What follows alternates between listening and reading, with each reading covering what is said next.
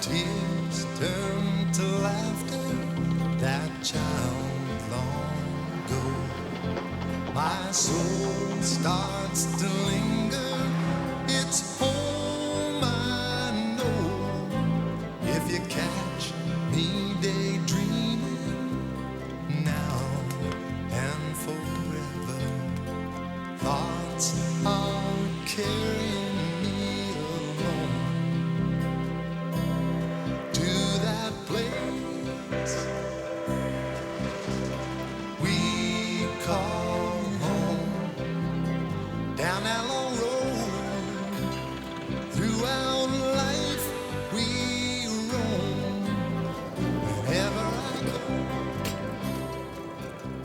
Brantford. In libraries everywhere, there are volumes that speak of Joseph Brant and the Six Nation people. Brantford, the name synonymous with farm implements and transportation. Brantford, a place in Ontario that's mentioned in the same breath as the invention of the telephone.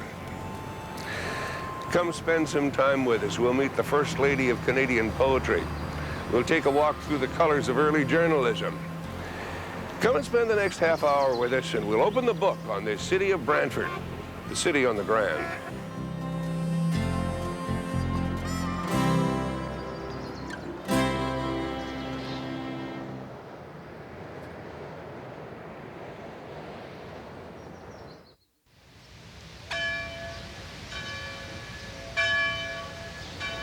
Straddling the Grand River in southwestern Ontario, the seat of Brant County, population 82,000.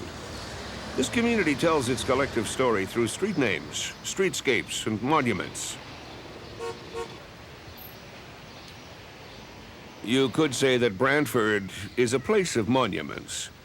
In the heart of town, one such landmark honors Brantford's beginnings and founding father. Born in 1742 in what is presently Ohio State, he died 65 years later. Mohawk war chief, loyalist, statesman. Thayendanegea was also known as Joseph Brant. Ken Strachan, he sees Brantford's past in varying ways. These old buildings have a lot of associations that go back quite a way in this city's history. In the days when Alexander Graham Bell was doing his experiments that would lead to the telephone, he and his family were very sociable people, and they used to come into Brantford from the home at Tutela Heights, riding in with their horse and buggy.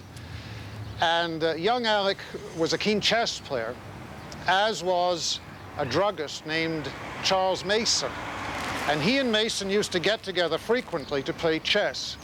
And the building behind me, 60 Colburn, was Mason's The Druggists.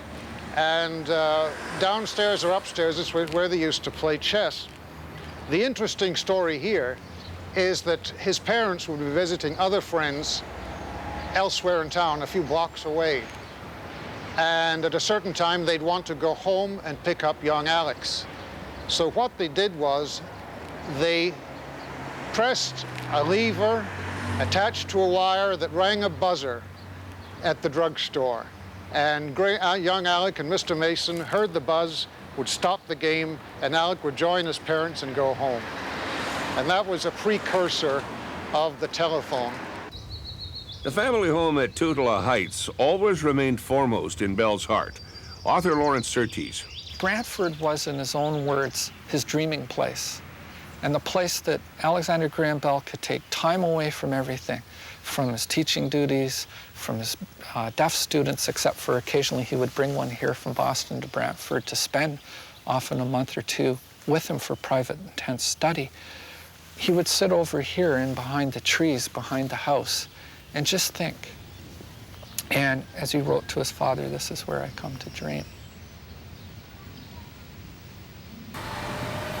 For Sheila Ferguson, the community has inspired the study of Emily Pauline Johnson. I moved into the Brantford area, and I kept seeing her name and her picture, and of course I visited her birthplace. And I read a biography about Pauline, and when I discovered that in this biography was a very modern woman, a woman ahead of her time, a local woman, a heroic woman, and a woman who blazed a trail in Canadian theatre history, I thought perhaps I should know more about Pauline and try to tell other people what she'd done, what a barnstormer she was, what a relentless, patriotic spokesperson she was. Pauline published 3 books of poetry and 3 books of prose, not novels, but a collection of short stories and Indian legends. And of those 6 books, 3 of them are still in print today and available at a bookshop. So I think 80 years after her death, for a woman author for the turn of the century in Canada, to have 50% of her output still in print is a really remarkable feat. Meet Wayne Hunter. If you miss him at morning coffee, try the museum, where he works at documenting Brantford's origins. If you actually take a map and you notice that from Montreal you go to Detroit, and if you follow the Grand River from its mouth and going all the way north to its source, the 2 points intersect in Brantford. Everybody who was going between Montreal and Detroit would cross here. Anybody that was going north to south across where the southern Ontario now would cross this point. So at this sort of cross point here became a very good place to trade. And actually that was really the beginning of Brantford. The Chapel of the Mohawks, another monument. Built in 1785 with a grant from George III, the first Protestant church in Ontario. It is the oldest building in a community born in the aftermath of the American Revolution. George Beaver. Most Native people are not put in the history books as United Empire Loyalists, but that's actually what they were, especially the Mohawks and others of the Six Nations who really supported the British in fighting. And so by remaining loyal to the British, they gave up probably more than any other United Empire Loyalists. At that point in compensation, Sir Frederick Haldeman, who was the governor at the time, purchased land here on the Grand River for the use and enjoyment of the Six Nations Indians. They left, most of them were at that time congregated around Fort Niagara in New York, and they came up here and settled in this area in the Grand Valley. They got quite a bit of land, 6 miles either side of the river from source to mouth. They built a little village, and Joseph Brant, the war chief, he lived there with them. By the early 1800s, the river crossing and intersection of trade, Brant's Ford, was on its way to prosperity, steadily gaining through transportation opportunities. Brantford continued as a merchant city right up until the mid-1840s. By that time, the Grand River Navigation Company had been established, which enabled ships to use the Grand River from Dunnville all the way up to Brantford. Unfortunately, the river meanders a bit just before it gets to Brantford. So what they did is they cut a canal, which there's still remnants of it left here in town. They cut a canal which went right up behind the center of the business center of town. And that allowed navigation all the way from downtown Brantford right across to Buffalo, New York.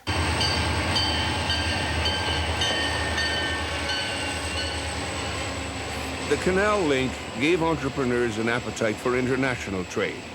Pushing to expand, financiers fell over each other to hasten the shipment of goods. The first railway that came through here was the Buffalo, Brantford, and Goderich Railway. The canal system really went from Brantford to Buffalo, so if it's being paralleled by a railway, this was really the death knell of the canal system. The Confederation era saw the rise of the factory town, the national policy encouraging domestic manufacturing, and the settling of the prairies underwrote the fortunes of many, including William Cockshut and Massey Harris. Brantford was in its glory, and the best yet to come. Visible speech, voice transmitted over wire. While new plows opened the West, the telephone would open the world. 3 years before the city's incorporation, history was changed at Tootla Heights. What Alexander Graham Bell wanted to do, even more than his father, was to apply science and technology to the deaf and to teaching the deaf to speak. But he'd sit out there and he'd look over the Grand River. And it was in the summer of 1874 when he'd done much work on electricity, which wasn't his area of choice or expertise.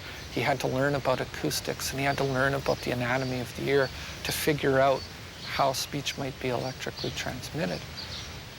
That he was sitting out there and the revelation came to him, and that all of a sudden this spark of all these disparate areas of science, of invention, but beyond that, his own pursuits of his environment and his family was so important to spawning that invention.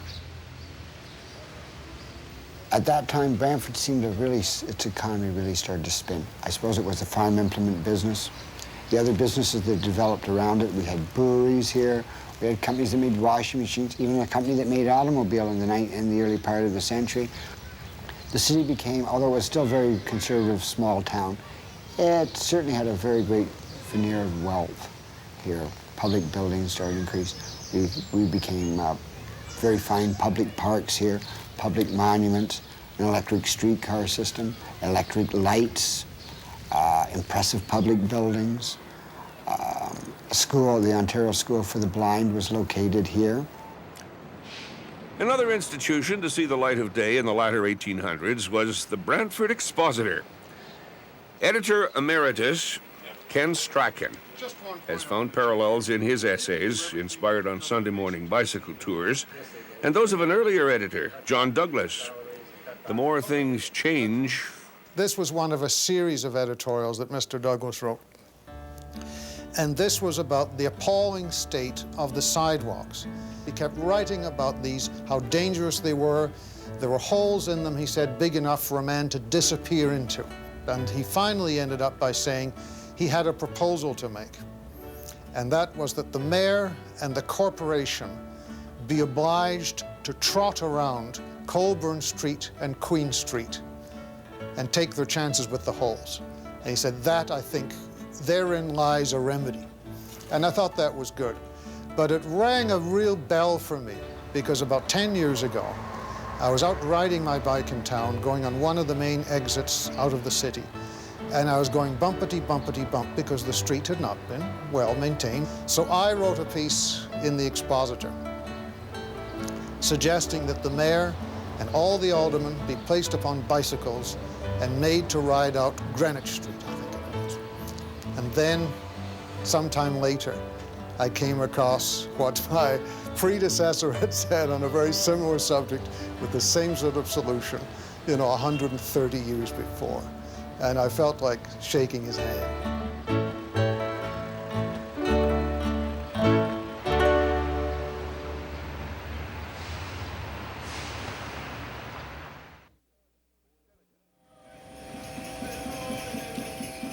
Seneca, Cayuga, Oneida, Onondaga, Mohawk, a confederacy. The Iroquois originally inhabited the northern part of present-day New York State. Joined by the Tuscarora, they became the Six Nations. You're listening to CKRZ 100.3 FM, the voice of the Grand at Sonics Radio. And if you're curious as to what Sonic stands for, that stands for Southern Ongwahee Anishinaabe Indigenous Communications Society. And don't forget the Grand River Days, which is coming up on Sunday, June 28th at Grand River Days over at Cheesewood at 12 noon. Some 30,000 Iroquois live on various reserve lands in Canada, the largest community centered near Brantford. Today, tradition and contemporary live side by side.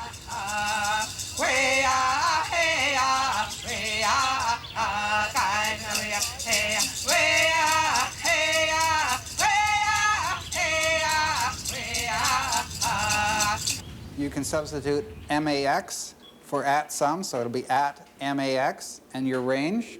Adding a column of numbers, but averaging numbers, counting up the numbers, and a variety of things, minimums and maximums and all of that. So if you just watch up here for a minute, let's pretend on your spreadsheet that this is column A. And here's a popular one that probably you'll all need. Pauline Johnson drew on the area for many of her works. White Wampum, 1895, Canadian Born, 1903, and the most noted, Flint and Feather, 1912. The Johnson story illustrates a sharing of cultures. Pauline Johnson was half Native and half white. Her father was Chief George Johnson, a Mohawk from the Six Nations Reserve. And her mother was Emily Susanna Howells, a young girl from Britain by way of the Ohio Valley. She was born in 1861, and so she was a pre-Confederation baby, and she died in 1913, so her life was bracketed pretty well by Confederation and Canada's entry into the Great War, World War I. And what she's famous for, among other things, mostly is that she was a poet, very talented poet, very passionate poet. But in her 30s, she turned that career from poetry into a stage career. So she became a touring concert giver, and people would flock to hear her because she was so natural and so talented, so personable. The early world of Pauline moved between her home at Chiefs Woods and Brantford. It was while still in her 20s that a series of events connected to the unveiling of the Brant Monument contributed to the launching of her career. In 1886, Pauline Johnson's grandfather was asked to be at the laying of the cornerstone here in Victoria Park. He was 96 years old, and he came and he sat on the platform and oversaw the cornerstone laying. He was the only fellow in the crowd that day who'd actually known Joseph Brant. Well, a few months went by, and so by the time the statue was unveiled in October of 1886, poor old Chief John Smoke Johnson was dead. So standing in for him and the whole Johnson family was Pauline Johnson. And she came down here and she brought her poem called Ode to Brant. Well, Pauline didn't stand up and recite the poem that day. It was out of doors and they were afraid her voice wouldn't carry. So she passed her poem off to William Cockshut, an aspiring local politician. And Mr. Cockshut read her Ode to Brant. And after that, she was more or less a local celebrity. So much so that the Toronto paper sent a newspaper reporter here to Brantford to interview her, and the interview was printed in the Toronto papers, and Pauline's reputation began to spread from then on. Once centered around the Brant Monument and the county courthouse, Market Square was the stage for trade in goods and a place for interaction of ideas and values. Here, events connecting people were often everyday occurrences. I can remember coming up here as a little boy with my dad, and he would bring rabbits that he had skinned and cleaned, and he would have them all sitting out there, and he would sell them for 75 cents a piece. It was one Saturday morning while in town that Bell's fascination for the human voice tugged at him. The event that followed underscored the strength of understanding. With Bell's speech work, he actually was fascinated by Indian dialects and by other languages. And he was down here in Market Square one day, and he noticed that there were a lot more languages than English being spoken, and he was a fellow very interested in communication of all type. And he said, now, if I were to approach someone from the Native community to help me learn this language, who would I approach? And the first name that came to people's lips was Chief George Henry Martin Johnson, Pauline's father, as a representative of his people. That August of 1876, with that first long-distance call, from here in Brantford to a general store in Paris, Ontario, there were some interesting people involved. It happened that George Johnson was one of the specially invited people to witness this great historic event. Not only that, but Alexander Graham Bell invited Chief Johnson to speak into the phone, and Chief Johnson was the first man to speak Mohawk over the new long-distance invention. History in the making. Now, take early journalism, when politics shared print with a reporter's dilemma. The overwhelming picture I get when I read the old newspapers is how much fun they were having. This is it, the entire news item here. It's just a paragraph, no heading. And it says, this is published in 1873, I think it was April. And it says, the red-haired girl who throws dirty water into the street from the second-story window of a brick house on Market Street is mildly enjoined to desist from that pastime whenever our reporter happens to be passing that way dressed in his best store clothes.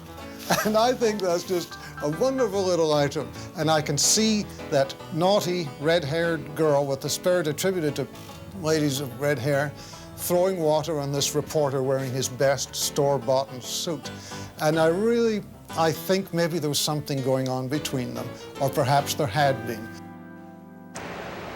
Some pay tribute to the past, some herald the future. Brantford is a place of monuments.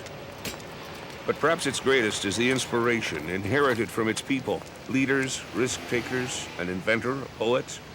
All have contributed to the most permanent of monuments, the courage to dream, to act on vision. Interesting that it's taken maybe over 100 years for what Alexander Graham Bell and what Alexander Melville Bell saw as the greatest achievement of Melville Bell, Graham Bell's father. His achievement of visible speech, but when applied with other breakthroughs in acoustics in that era, those are starting to be applied now to computer speech.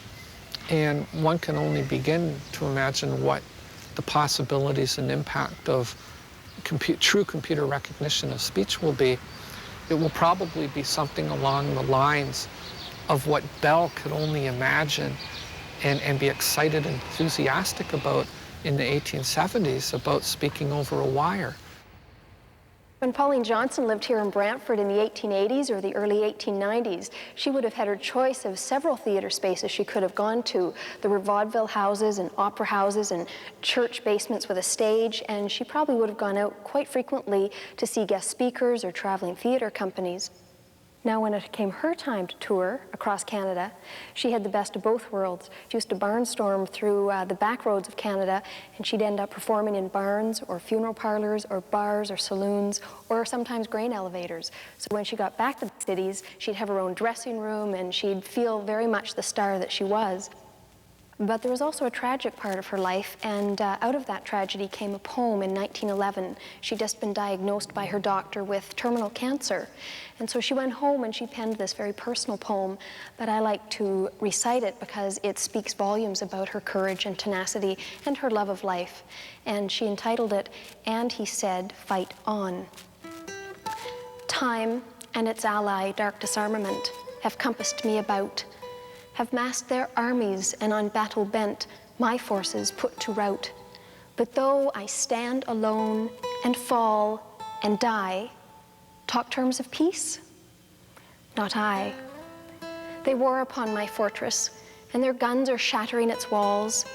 My army plays the coward's part and runs, pierced by 1,000 balls. They call for my surrender. I reply, give quarter now. Not I. They've shot my flag to ribbons, but in rents it floats above the height. Their ensign shall not crown my battlement while I can stand and fight. I fling defiance at them as I cry, capitulate. Not I.